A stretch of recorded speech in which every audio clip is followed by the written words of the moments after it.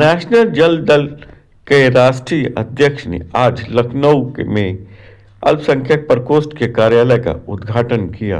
उन्होंने इस मौके पर कहा कि नेशनल जन दल जनता के बीच में जाकर जनता की समस्याओं को दूर करने के लिए कार्य कर रहा है, जिसने 2024 के बाद लगातार बूथ लेवल पर इतने काम किए हैं कि जनता आज उनसे जुड़ने को तैयार है।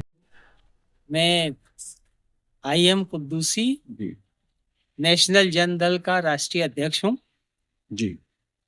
और मैंने ये पार्टी बनाई है लोकहित के लिए, जनहित के लिए, क्योंकि मैंने बहुत सी चीज़ें देखी, ऐसी बहुत कमियां देखी जिनमें सुधार होना बहुत ज़रूरी था।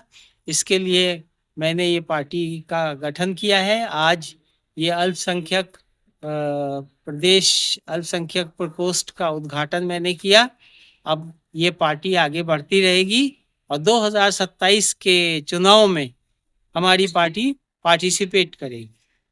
सर, 2027 के चुनाव में तो पार्टिसिपेट करेंगे, लेकिन इस पार्टी का जो स्ट्रक्चर है वो किस तरह से है? पूरे यूपी में है, ब्लॉक लेवल पर है या बूथ लेवल पे? किस तरह से स्ट्रक्चर बना है? नेशनल लेवल पर है हमारा।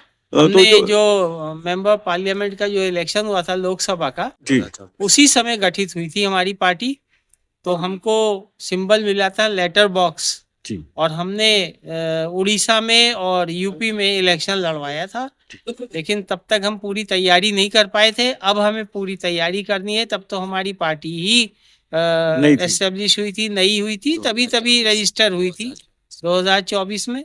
तो सर, अब जो बात हो रही है 2027 के इलेक्शन को लेके, लेकिन अब जब तक बूथ लेवल आपके पास कमेटियां नहीं है या बूथ लेवल तक तैयारी नहीं, जिस तरह भारतीय जनता पार्टी ने अपने आप को बूथ लेवल पर सबसे ज्यादा मजबूत किया है, यही वजह है कि आज पूरा देश भर में उनके सबसे ज्यादा मजबूत बूथ हैं। हाँ, तो आपका क्या रणनीति रहेगी उसको लेकर? देखिए, हमारा बूथ लेवल पर सब है, अंदर अंदर सब काम हो रहा है, होगा आगे, पूरे देश में हो रहा है। और 2029 के 2027 का इलेक्शन है,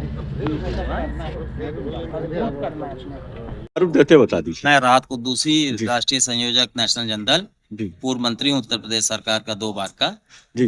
भारतीय जनता पार्टी का इस्टेब्लिशमेंट 1980 में हुआ है जी, और हम 2024 में आए मैदान में जी। और इतना वक्त जितना भारतीय जनता पार्टी को लिया, इतने में तो जो है वर्ल्ड छापा जा सकता है। इंडिया तो बहुत छोटी सी बात है।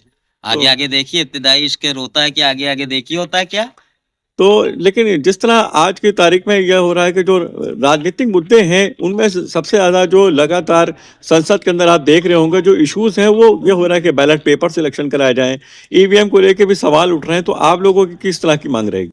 हमारी मांग ना बैलेट पेपर की है ना ईवीएम की है। हम जनता के साथ हैं। ईवीएम का बाइकआउट नेता लोग कर रहे हैं, क्या जनता ने किया? या जो है जनता ने किया तो क्या नेताओं ने किया? नेता तो जनता की बात ही नहीं कर रहे हैं, अपनी अपनी बात कर रहे हैं। या तो जो है सारे नेताओं का गठबंधन है, आपस में जनता को किनारे करके चल रहे हैं। संविधान की कोई बात ही नहीं है।